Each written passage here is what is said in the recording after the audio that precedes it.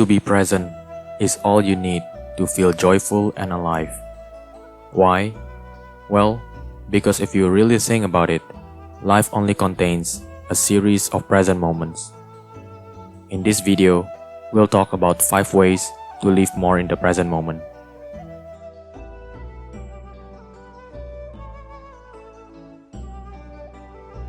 Everyone keeps saying, I no longer feel alive. I feel as though life has passed me by. This is true, because life is basically a long series of present moments, and you go on missing each moment in the name of worrying about the future or reminiscing the past. To be in the moment is to acknowledge there's no other moment than the present moment. In other words, only the present moment ever exists. There's no such thing as the future or the past.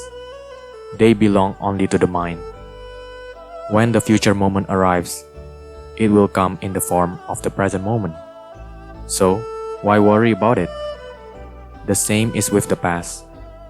We have lived through the past, just like the present moment we are living in right now. We have survived the past, so why keep remembering it? If you want to feel more alive, then there's only one thing you should do. Live more in the present. The two go together, because both are essentially the same thing.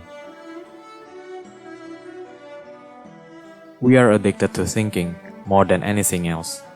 If you think you are addicted to alcohol, it's because you are trying to stop your addiction to self-defeating thoughts in the first place. The same is with all kinds of addictions. Addiction to drugs, shopping, watching TV, video games, gossiping, etc. These are all distractions to keep you away from your main addiction to thinking. Your addiction to thinking is the root of all addictions. This is where the difficulty comes in. Our addiction to thinking is maintained by our identification with it. We think thoughts are necessary to face the challenges and responsibilities that come our way.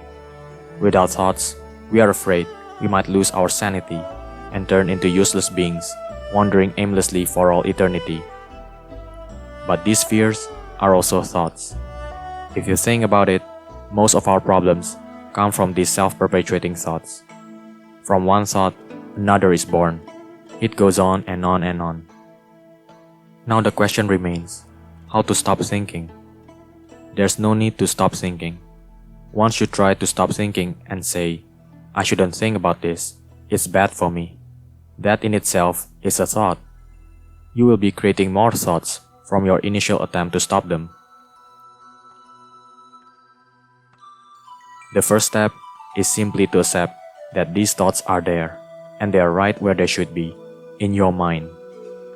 The second step is to watch your thoughts as you welcome them. There's no need to fight these thoughts.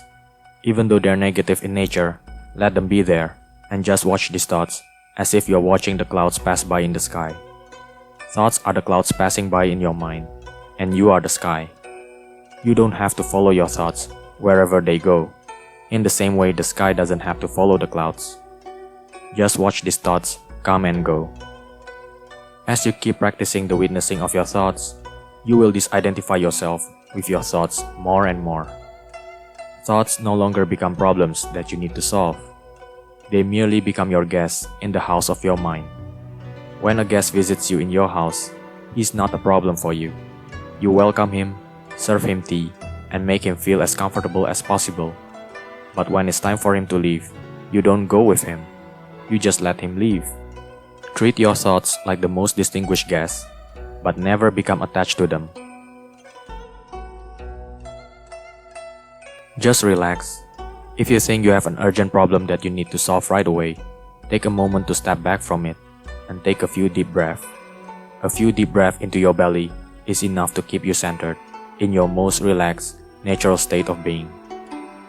When you are relaxed, solutions come to you easily and spontaneously in the face of problems, because all the solutions you need are already within you. Trust that your body has all the answers you need. Take breathing as an example. Breathing is an essential process to our survival, and yet we leave such an important task to our physical body. Even in our sleep, we don't have to be aware all the time to sustain our breathing. Our body does the job by itself without us needing to worry about it. Have faith that when problems do come, we will have the best possible responses on the ready. To feel truly alive is to be profoundly aware that you are not going to live forever. Someday you will die, whether it's today, tomorrow, or next week. But most people go on living as if they are immortal beings. They are always taking life for granted. Just look at the number of things they wanted to do and procrastinate on. Just look how easily they kill off their dreams in the name of duty and obligations. Just look at the amount of time they devote themselves to the opinions of other people. Just look how afraid they are to say the most meaningful things to the people they care most about.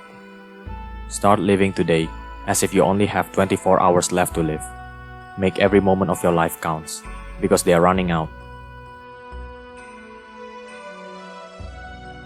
To be in the present moment, you need to enjoy it fully. And to enjoy it fully, you need to release your playful side into the world. This playful nature is our most natural state. To be playful is what we intend ourselves to be when we are born into this world. We were never born to be serious children. Children are always playful, but they grow up to be serious because of the conditionings taught by the society, which is constantly living in fear mode, and therefore it's only natural for them to be infected with the same mind disease. But there's still a chance to reclaim our joyful nature back. To be completely joyful is to hold nothing back.